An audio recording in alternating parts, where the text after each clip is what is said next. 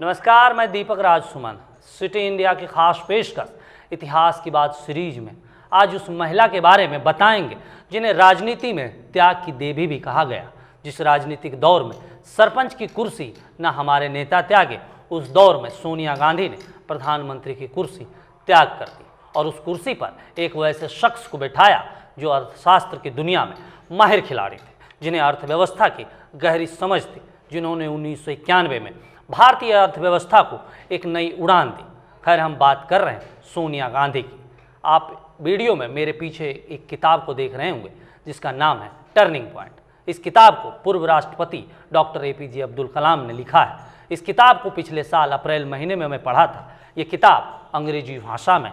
जब मैंने इस किताब को पढ़ना शुरू किया तो पेज नंबर 134, 135, 136 में सोनिया गांधी और 2004 में हुए लोकसभा चुनाव के तौर पर उभरी कांग्रेस को लेकर डॉक्टर APJ अब्दुल कलाम लिखते हैं, 2004 में जब लोकसभा चुनाव हुआ और कांग्रेस सबसे बड़ी पार्टी के तौर पर उभर कर आई तो सोनिया गांधी का देश का प्रधानमंत्री बनना तय था और मुझे सोनिया गांधी के प्रधानमंत्री बनने पर कोई एतराज नहीं था। कलाम जी आगे लिखते हैं, उस समय मुझ पर विपक्षी दलों का भारी दबाव था कि सोनिया गांधी को प्रधानमंत्री बनने से रोका जाए। इसके बावजूद सोनिया गांधी को प्रधानमंत्री पद की शपथ दिलाने के लिए मैं पूरी तरह से तैयार था। वो कहते हैं, सोनिया ही उनके सामने संवैधानिक रूप से एकमात्र और मान्य विकल्प थी। उन्होंने अपने किताब में कहा, मई 2004 में हुए चुनाव के नतीजों के बाद सोनिया गांधी उनसे मिलने आई थी। प्रेसिडेंट हाउस की ओर से उन्हें प्रधानमंत्री बनाए जाने को लेकर चिट्ठी भी तैयार कर ली गई थी।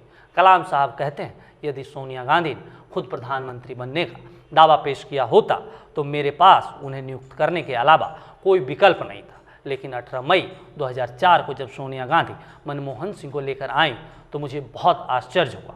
उस दौरान सोनिया गांधी ने मुझे कई दलों के समर्थन पत्र दिखाए।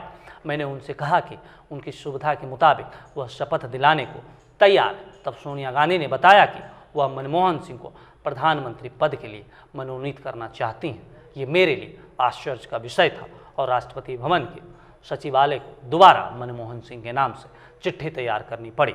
डॉक्टर कलाम आगे लिखते हैं, चुनाव के बाद उस समय कई ऐसे नेता थे जो इस अनुरोध के साथ मुझसे मिलने आए कि मैं किसी दबाव के सामने नहीं झुकूं और सोनिया गांधी को प्रधानमंत्री नियुक्त करूं। यह एक ऐसा अनुरोध था जो संवैधानिक रूप से मान्य नहीं होता। यदि उन्होंने स्वयं ही अपने लिए कोई दावा किया होता तो मेरे पास उन्हें नियुक्त करने के सिवा कोई विकल्प नहीं होता, लेकिन उन्होंने ऐसा नहीं किया।